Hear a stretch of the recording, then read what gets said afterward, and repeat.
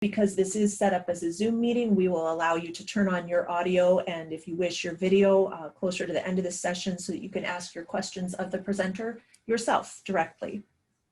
I want to note that you can buy books by most of festival presenting authors at Zandvo's Varieties special online festival bookstore, as well as for children's authors at Child's Play Toys.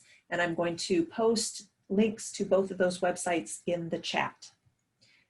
We ask that to help us continue to improve the festival, you would have consider filling out an evaluation form. We'll email you a link to this form at the conclusion of the festival. As a matter of fact, some of you may already have received it in the daily or almost daily reminder emails we've been sending out. But I'll also post a link to that evaluation in the chat section here on Zoom. And of course, once this session closes, the chat section goes away and you can't find it anymore. So when I do post the evaluation, if you're interested in filling it out, feel free to just click on it. It'll open a WooFoo window for that survey, and you can just leave the survey open and complete it when you're finished. Finally, you can help keep the festival free by making a tax-deductible donation to the South Dakota Humanities Council. All you have to do is visit our website, sdhumanities.org, and click the donate button. We appreciate it deeply. I also want to mention that the festival would not be possible without the generous support of numerous organizations and individuals who have already donated and are acknowledged on the back cover of the festival guide, if you've seen this or gotten it in your South Dakota magazine. All of our sponsors are listed back here, and they are all also listed on our festival website, which is sdbookfestival.com. And now, on with the show. This program is a reading by Dana Yost. And Dana R. Yost is the winner of the South Dakota State Poetry Society's 2020 Chapbook Award for In Your Head. He was also a state and national award-winning daily newspaper editor and writer for 29 years, mostly in Minnesota. He is a 3-time Pushcart Prize nominee for poetry. He has authored 5 previous books, and he is working on his first novel titled Before I Get Old. He is a lifelong resident of the rural Midwest, and he comes to us from, I believe, his home in Sioux Falls, where he lives with his wife, Ray. So reading to us from In Your Head, may I present Dana Yost. Dana, take it away and welcome. Hey, thank you, Jennifer. Thanks very much for having me do this today. And thanks to all of you for joining in. I hope it is an enjoyable bit of time for you. Thanks to the South Dakota Humanities Council for putting on the Festival of Books, even if in the virtual format like this. I've been watching different performances and productions, and they've all been really, really good. So thank you to the council for doing that. Thanks to the South Dakota State Poetry Society for publishing my book, In Your Head. I really appreciate that. I'm very grateful. And thanks to the judge, Stephanie Marcellus, for picking my book to be the winner of this year's Chapbook Prize. I liked what she had to say about it. She got what I was doing with the book, which I was like, so I appreciate that a lot. The first poem I will read is the first poem in the book. It's dedicated to Dolores O'Riordan, who was the lead singer for the Irish band The Cranberries. She died in 2018 of an accidental drug overdose. She and the band are best known for an anti-war song in the 1990s, an anti-violence song to do mainly focusing on violence in Ireland. And she also suffered from chronic depression, which I do too. And so I had a kind of a connection with her, and both the violence and depression weave their way through the poem, which is simply called For Dolores O'Riordan, 1971 to 2018. The way I'd shudder at it, the way anger and grief mingled and wrapped around until they'd become a growl of exasperation.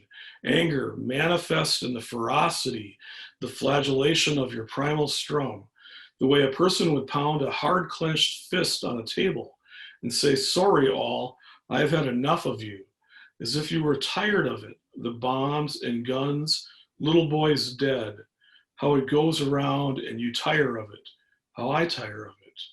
The sorrow interlaced with your anger might explain my weeps. Or is it the tender brogue, lingered notes that cry your wounds, what a critic called your fierce vulnerability? I saw it, I heard it, even before I knew of the deeper dark within you, my deeper dark too. It's the dark we claw to escape, it's hounding. But never shall we, because to do so, we'd have to escape ourselves. The earth took your body this week. As long as I live, it will not take your voice. The bombs, the guns will not take this world.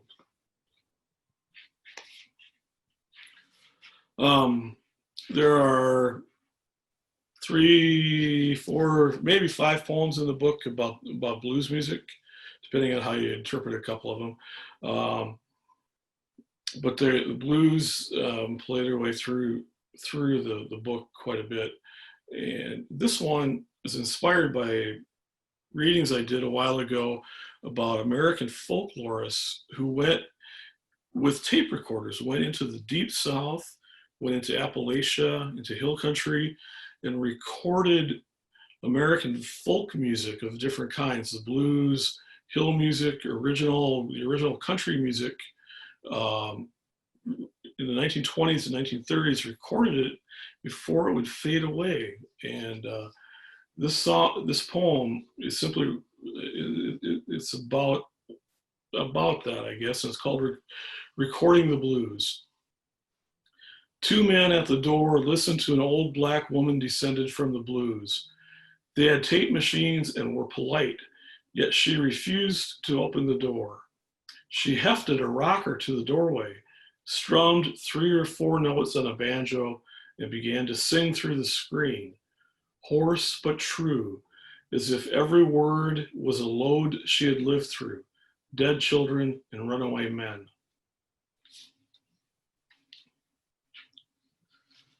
This one is taken from my father's funeral. It's called Distance. Taps on a January afternoon, cold, trumpeters' lips gone dry, blistered. They retreat to an engine-warmed van, play through an opened side door, their distance from the crowd making their sound more forlorn, lost bleats far from flock. This is my father's graveside, a dozen years ago now, his sister wrapping red-gloved hands around the casket, my mother silent, holding the tri-folded flag in both hands, clutched to her chest. I want to say an eagle flew overhead, but it did not. I want to say I remember the minister's burial prayer, but I do not. I remember the crowd, the mourners, family, colleagues, students, and I remember taps being played out the side door of a running van, everything small, already on its way to becoming distant.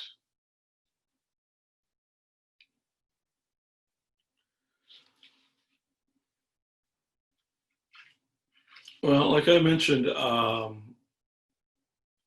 have some chronic mental illness issues with depression and severe anxiety disorder. I take medications for them, and the meds work most of the time. Sometimes they don't. And this is a poem about when they aren't working so well and how I feel. It's called Mostly It's the Meds.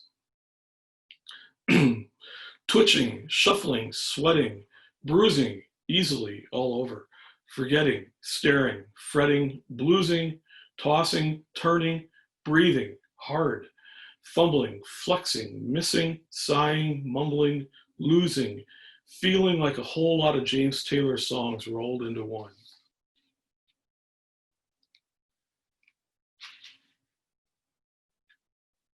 And this poem would be kind of the flip side of that, about when I'm feeling good, when the meds are working, and maybe when I'm feeling even maybe too good, depending on how you want to take a couple of lines in the poem here. It's called Clarity. Christ, this is good. 12 hours of a clear head, no slog, no drag or the gauze curtain of fatigue, just a little ache under each eye and that baggy flesh that turns dark upon deep tire. but that has only come late. Before that, a spree of writing, reading, and finding music videos on the internet. Muddy Waters, Edgar Winter, The Stones, Grace Potter, that one with my wife. A surge of attentiveness, clarity, and I stay awake into the night like a rocker on coke, although I am not. But I can delineate the shades of blue in a friend's party dress, can tell that my son is happy by the photos he posts on Facebook. I push onward with the words, the pages, and intensity better than playing licks with the Stones. Fierce, finding the right words, the right time to pause, the rhythms and the metaphors, and dropping them into place. Hardly need for massage. I end the night playing the Ramones, fast and loud, a thump of punk music I didn't dare play loud in high school, but now don't care who hears, not even the dogs in the alley across the street. Hey pup, do you want to be my girlfriend? It's a growl, a laugh, and I sit back in the recliner, my Bible open to Ecclesiastes, studying for tomorrow morning and thinking of a Georgia poet who based an entire book on Ecclesiastes and Otis Redding, and it made me cry reading the poems again, knowing there is that sort of beauty in the last breaths of dying people, in the hard work of factory women. And for the telling of those lies, I should keep it all clear. Christ, this is good.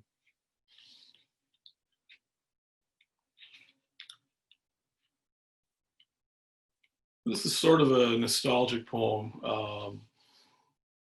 When I was in middle school, I guess, about that age, junior high, middle school, in the small town where we lived, there was a place out in the country about a mile out of town where my friends and I would go hang out in the summertime just to be kids, away from adults, to do kids things, maybe some mischief, maybe just other things that kids could do without adults around. And we went there for a few years. And this is a poem about that place and about what came afterward. It's called Slaughterhouse. A broken boarded, loose nailed, should be buried farm shed, still bearing a weak coat of barn red paint. It was in the trees, just south of town, south of the pile of gravel and sand stored by the highway department. We called it the Slaughterhouse, though I doubt things were ever butchered there.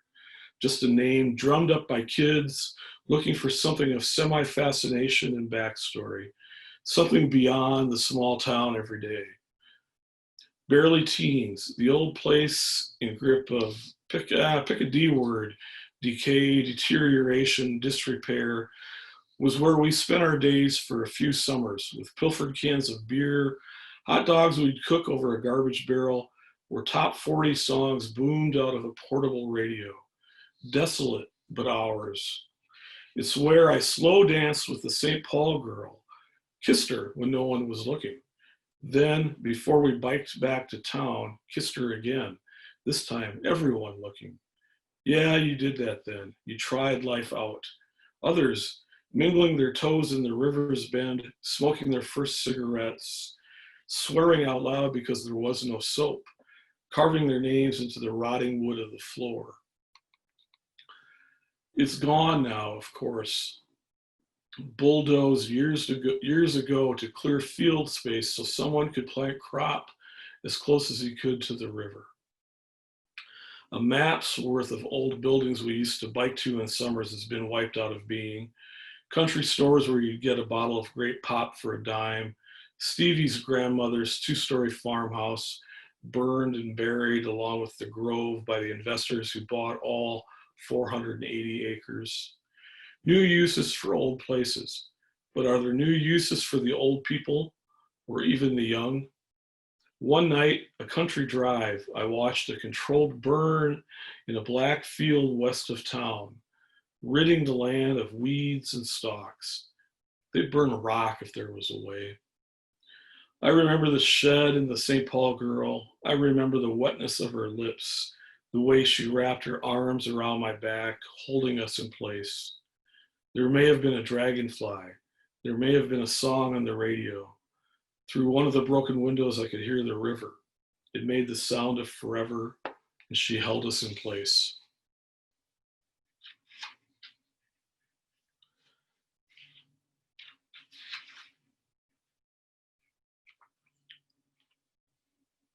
I did a poem, so I read one about my dad. Now I'll read one about my mom, who, I gotta try to find it, died a couple years ago, but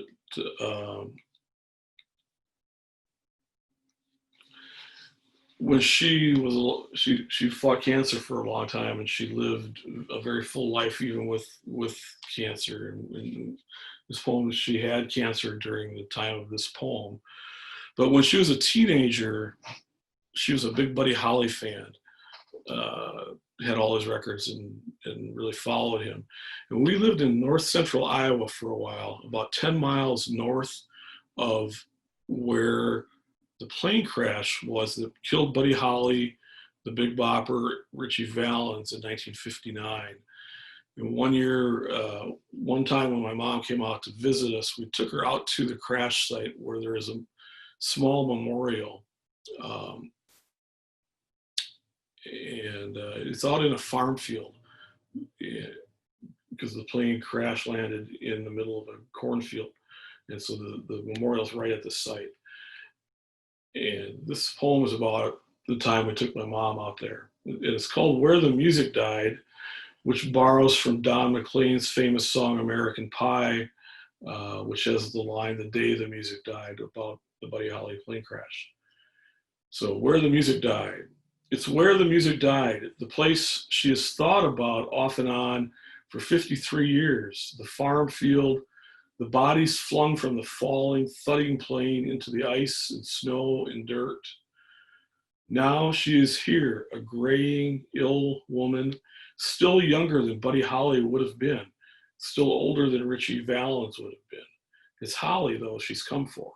The strong-jawed Texan, defiant in the studio, defiant in his music, guitars of rage and rebellion and youth, lyrics of such ferocity that she knew he not only understood love, but had plunged a fist into the blood and meat of it, found its heart. Barbed wire, concrete block, daddy's crossed arms. None stand a chance stopping a fire like that. And what girl wouldn't want that? So we've taken her there north of Clear Lake. Not much of a shrine. The simplicity, the absence of commercialism is a nod, it said, to modesty and the sanctity of death. But it is so modest as to be cheapened, I think. A supersized sheet-metaled pair of black horn-rimmed glasses at the roadside, and in the field itself, a pair of shiny silver metal cutouts on the lip of a field path, pressed against barbed wire, separating a cornfield from a soybean field. The crash site is kitsch site too. Fans, tourists leave random personal belongings beneath the two markers. Scarves, beads, bottles of cologne, glasses, plastic flowers, combs, small change. It's as if someone dumped a purse upside down. My mother says a couple things about this, but otherwise is content to stand where the singers died, to think of a past where she was a beauty, spry, a cheerleader, eye-catcher of young men in 2 states. Music does this, of course, lets us hum through time, place, memory, and so does thinking about death. The crash site gives both. And my mother shuffles her feet through the little piles of debris, making her way around the markers, nearly getting snagged by the fencing. Ground lightning off to the west, but she's in no hurry. Is she saying a graveside prayer? Maybe singing "Oh Boy" to herself. We take some photos. Then she speaks, saying something about Buddy Holly's wife, being pregnant when he died, his young wife. On our way back to the car, I tap my fingers on the steel of the big pair of glasses, and they make a slight pinging noise. I'd like to say it sounds like a guitar chord, but it doesn't. It just sounds like sheet metal in the open air of Iowa, in a place where men died.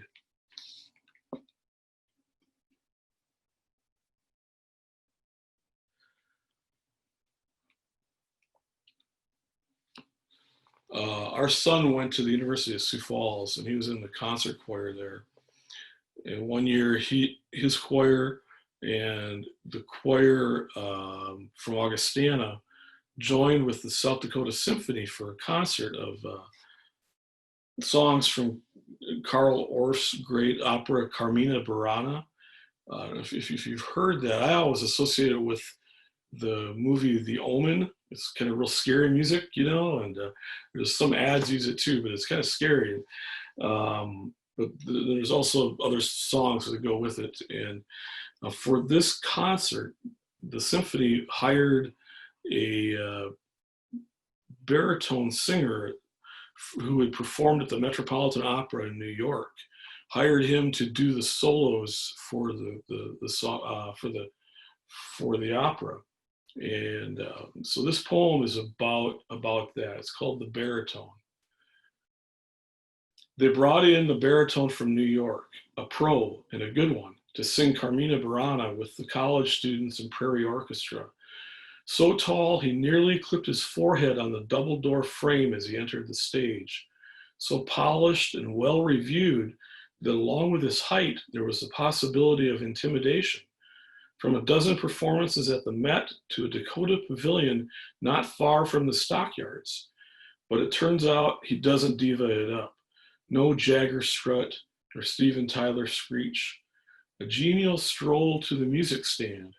Stage smiles to the chorus, to soprano, then the inhabitation of the abbot. He's into it. The first solo, his stance is simple. Feet slightly apart, his head uncurling from his shoulder like a dove's, and the voice unfurling too, rising through his long body and emerging as he lifts his head to face us. He has the room. Orff's great work, and the baritone catches the humor of the chase, the erotic fantasy, and finally the pain of failure at overreaching for it. Fiercely roasted, taunts the chorus behind him. The arms sweep, again wing-like. As it ends, we rise and applaud and call him back 3 times. We expect concert. He gives us opera. And we need this. We do. We bother ourselves with lists, gadgets, the appearance of order, the endless cleaning of the dust bunnies of our lives, with commutes and weekend kids tournaments, cell phones and 40 hours that weigh like 60, ever the squeeze, ever the overbooked life. The man to my left flings his program to the floor. My wife lets her cough drop wrapper scurry like rumpled leaves through the aisle. A scarf cast in shadow settles against the backrest. Everyone rushes to free their hands for the ovation. Sometimes we have to let loose the broom, have to fold away our devices, and let the baritone sing to us so we remember the world has beauty.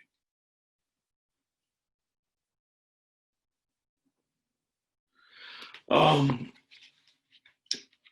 don't write too many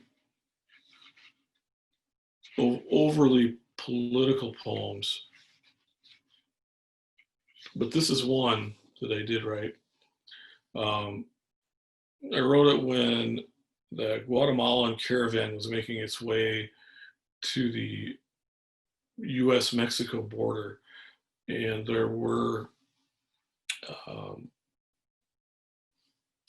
American men, vigilantes, who also went to the border. They wore masks. They carried rifles. Most of them drove in pickups, it seemed like.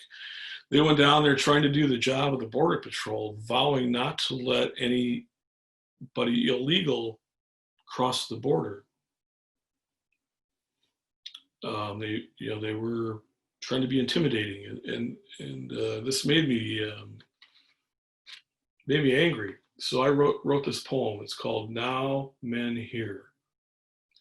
Now men here mask their faces with bandanas, raise black hoods over their heads, and stand beside one another in the desert, semi-automatic rifles held at 45-degree angles across their chests. Sentinels, they say. Now men here pose beside convoys of civilian cars, chase down school buses of day campers. And they look no different than the cave rats of Tora Bora or the festering sores that preen in little feasts of Mogadishu, or the drug gang death squads of Juarez and Nuevo Laredo. Now, men here mask their faces as little girls sleep in handed-down jeans on the other side of a wall in the desert, sing themselves to sleep with American songs learned while hiding under floorboards or manacled to bedposts under rainforest heat. The good are dying. The men in masks and black hoods want to keep me safe, they say. I'd rather they'd been in Baghdad, catching shrapnel before it split the face of my nephew's best friend. I do not fear little children who want to sing songs from our radios. I do not fear little men who hide their faces when they kill. And I'll end with something a lot more upbeat. In the 1970s, the British rock group The Police had a hit with a song called Roxanne. It was a pretty big hit, and the lead singer's name was Sting, a kind of funny name, but that's what his name was, Sting. And it was such a big hit that it's still played on the radios today, on oldies radios and on classic rock station radio. And so this poem is about me hearing it one day while driving from Iowa to Minnesota. It's called Roxanne on the radio.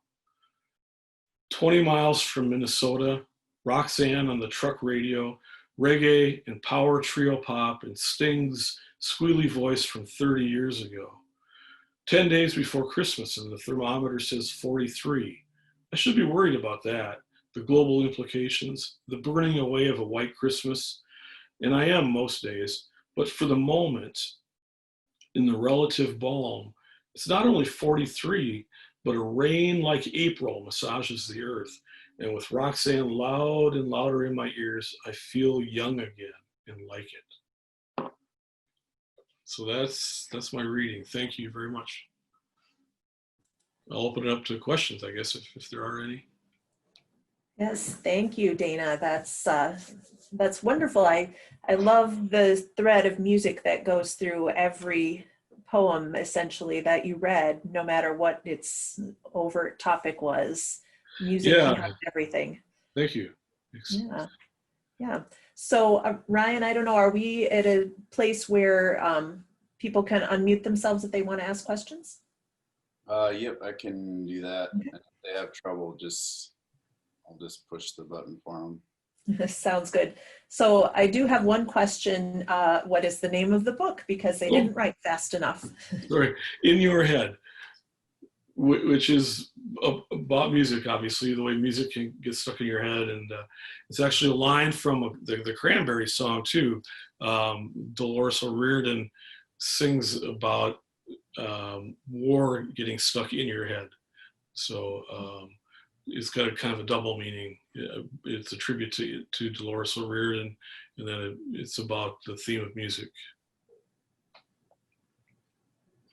Wonderful. Okay. I'm just checking our Facebook as well to make sure that I'm not overlooking any questions. So, and Holly has posted in the chat that if you are a member of the South Dakota State Poetry Society, you will be receiving a copy of the book. So as part of the chapbook contest winning, I guess. So that's great. That is great. Maybe tell us a little bit about that. I know that, this is a competitive process that the Poetry Society puts on every year, and, you submit a number of poems for this chapbook contest, and they have a judge who selects that. But what does that mean for you, Dana? I know you had published some books before, so it's not the very first thing you've published, but on the other hand, it's a pretty meaningful to start with this chapbook and have that out there with that support. So what caused you to decide to enter that contest, and what have the results been for you? Well, we moved to South Dakota last year, so I kind of am a newbie, and so I thought this was a good way to get started in writing in South Dakota. the idea of a chapbook also appealed to me because I had been going through my poems and realized I had several poems with this musical theme. And I decided to try to put them together in a way that where the order of them made sense, and they fit about 30 some pages, which is about a chapbook size. And so that led me to enter this in your head into the contest. And the people that I showed it to, the reception has been really good. The people I showed it to, the people I've given copies to or sold copies to, have responded really positively, and that's made me feel very good. And it's been also a good experience as far as moving to South Dakota. Like I said, I've felt a welcoming sense from poets in South Dakota since I won the award. I've had a lot of members of the society join me as Facebook friends, for instance. And Lindy Obach, who ran the contest for the society, has been really helpful to me. And so it's just meant a lot to win it, and to get another book out there has been really a joy.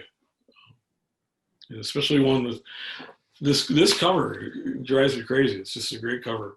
It was designed by I got like an upframe creative in Brookings. I'm not sure the individual who designed it, but it's a really cool cover. And so, it's just been a joy to have it out. Wonderful. And Holly does comment. She says, you jumped right in. That's great. So as a poet, there can't be anything better than jumping in with a group of poets. So no, and it's weird. I joined the Writers Co-op in downtown Sioux Falls, and as I started to go there, I wrote some poems while sitting around in there. But within about 3 weeks of joining, COVID hit really hard, so that was gone. And so this has been a good replacement for that too. I mean, I wanted to be among a community of writers, and this has helped me do that. wonderful. So I have another question here that is from Phyllis. She says, I know you have a novel in progress, you mentioned. Do you find your poetry and fiction writing affecting each other or influencing one another? They do, yeah. I think the poetry influences the fiction more than the other way around. In my novel, I have several short chapters that are almost like prose poems, where I am just using images and maybe a couple descriptions to convey a much bigger picture. So I'd say that yes, that it works that way. I think I've been doing poetry long enough now that I did prose for 29 years. I don't know how many words you write in a daily newspaper career, maybe 1 million words. And it was hard for me to change from prose that way to doing poetry. A lot of habits had to be broken that way first. But I think that I can keep things separate when I write poetry more than the other way around. Like I said, I find metaphor and images creeping in just like I would be writing a poem.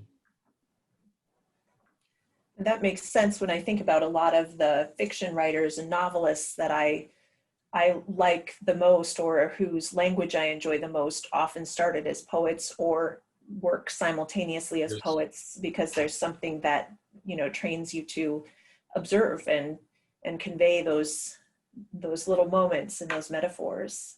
Yeah.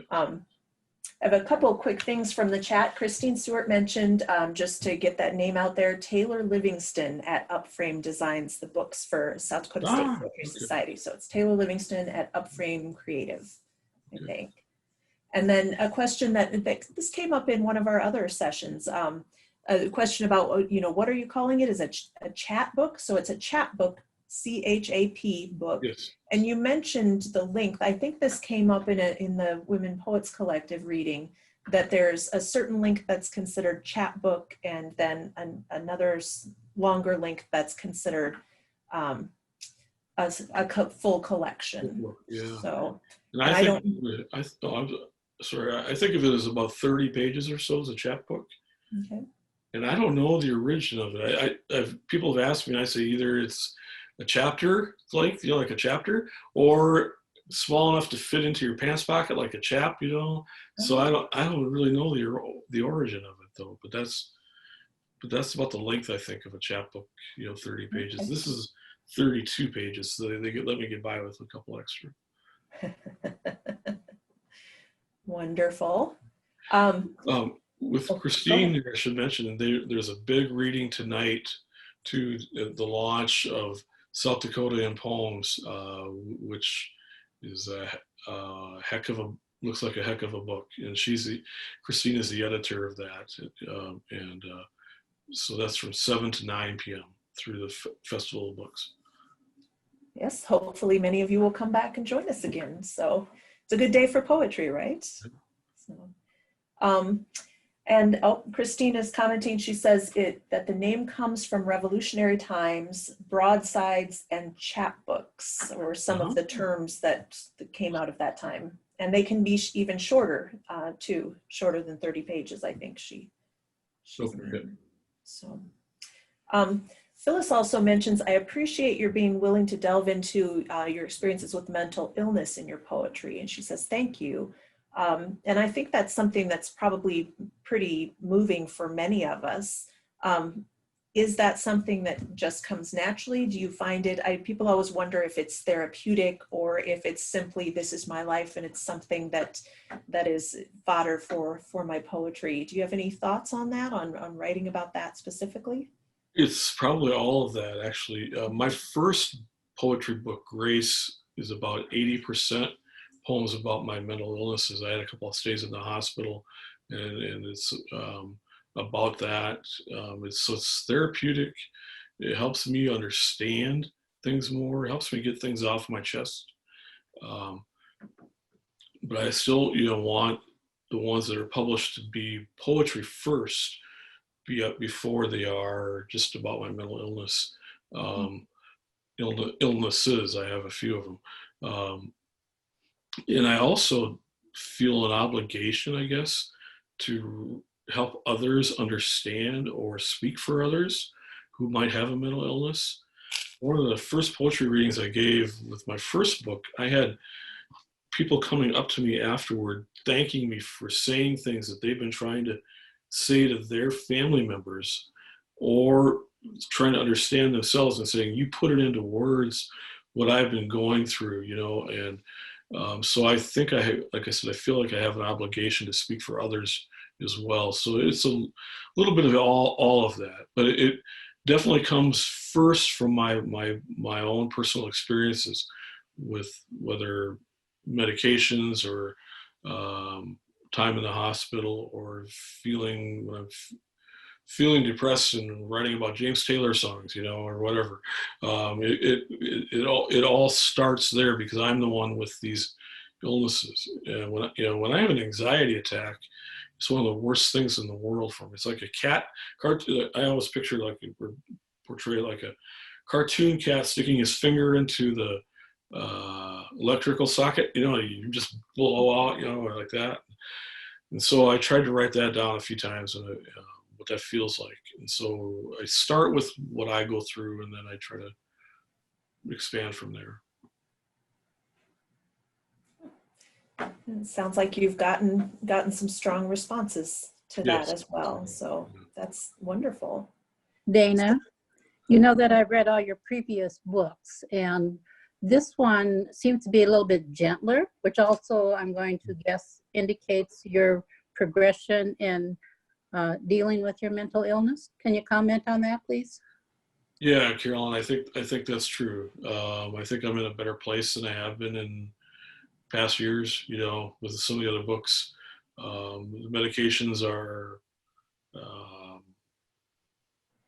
I don't know, there isn't like a single antibiotic you can get for when you have, different mental illnesses. So they have to mix and match all the time to try to find something that works. And the ones I'm on now are pretty good. They've brought me a good balance. I think it's also helped to have moved to Sioux Falls. Even though some of these poems were written before then, we're much more settled than we have been for a few years. So my wife works in the journalism, which is a very, it's uncertain times for journalism these days. And so she's had a couple jobs. We've had to move a couple times. And I think she'll be here. She works for Kello, the TV station now.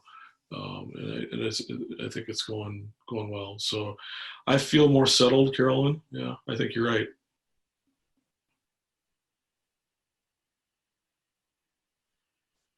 Do we have any other questions out there that you either want to type in the chat or to unmute and ask yourselves? Dana, you write mainly out of a rural background. What do you see as the pros and cons of being from a rural background and being a poet? And now that you live in a city, how are things different? Hey, Susan, hi. Thanks for that question, because you're right. Every day when I drive on 12th Street or 10th Street in Sioux Falls, I see homeless people all over the intersections. And I've been working on poems about that. So it's changed, my perspective quite a bit. And other things that go on in Sioux Falls, have given me more fodder for a different type of poetry.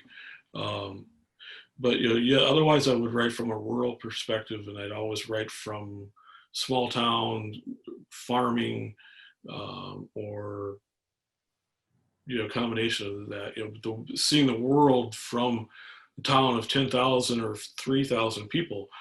That's how I saw the world. That's how I saw politics. That's how I saw relationships. I was fortunate to have Southwest Minnesota State be a place that made the world seem larger than it was. And I was glad to go there, but yes, it's changing now that I'm in Sioux Falls, definitely. There are many more images that I see every day that are making their way into the poems I'm writing. I'm also, my son lives in Minneapolis, right in the center of the city, about a half a mile from where George Floyd was killed. And I've also visited him a few times since then, and I'm working on a suite of George Floyd poems. So again, trying to get away from the rural and doing more of a metro type of a perspective.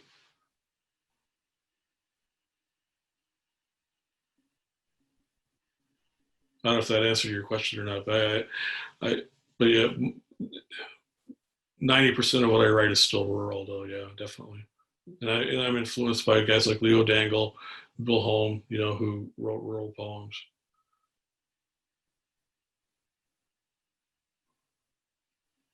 Do we have any other questions out there?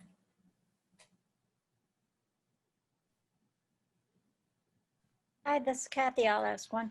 What's the mix of prose and poetry? You seem to do both so well, and you must. Yeah, I'm probably 50-50. It takes me longer to do poetry. I came to it late, and so I write more of it than gets published. A lot of it just ends up in a folder in my computer, just trash. So once I get on an idea for a poem, then I spend a lot more time revising. My last prose book was 700 and some pages long. And I said, never again am I writing something that long. And so my novel's only like 54,000 words, a lot shorter. So, but the prose book wrote fast. I wrote it in a year and a half. I had to do about a year's worth of research as well. But so it's about 50-50 of what I write. I started writing a short story the other day, and I wrote that in basically a day, the first chapter of it anyway. And I could not write a full poem in a day, no way. Talking about 1940, or that book belongs. Yeah, yes, 1940. Well, we appreciate those many times you write the devotional for our evening Oh, That's ending the day from through our church that you write so many of those. We appreciate. thanks. Thank you. Sometimes those take me 2 or 3 days to write. Do I do the readings for that day's scriptures, and then I do a little research, and then I sit down and write it. You know, try to find something timely.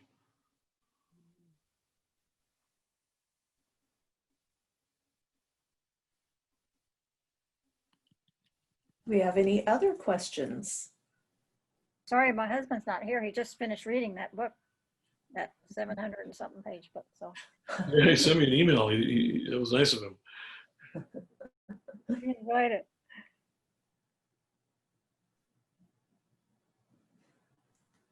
Well, it sounds like quite a wide range of varied writing when you think of journalism and you think of other kinds of prose and you think of fiction and you think of poetry and you think of devotionals. So you're stretching yourself in a lot of different directions for sure. Yes. And Phyllis says, so glad you're part of the South Dakota community now, Dana. Welcome and thank you so much. Thank you. Thank you, Phyllis. Yes. Yeah. And we certainly appreciate having you here at the South Dakota Festival of Books as well. So any last comments you want to make before we close? No, thank you, Jennifer, for hosting it, and thanks everybody for tuning in. I really appreciate it. It's really just good to see everybody, some old friends and new people too. So thank you. I'm very grateful. Thank you. Well, Thank we you. appreciate it very much. And yes, thank you everybody for coming out. And yeah, join us again tonight at 7. You'll hear from Dana again, and you'll hear from several other people here. So lots of opportunities. Thank you, Dana, for being with us. You're welcome. Bye, everyone.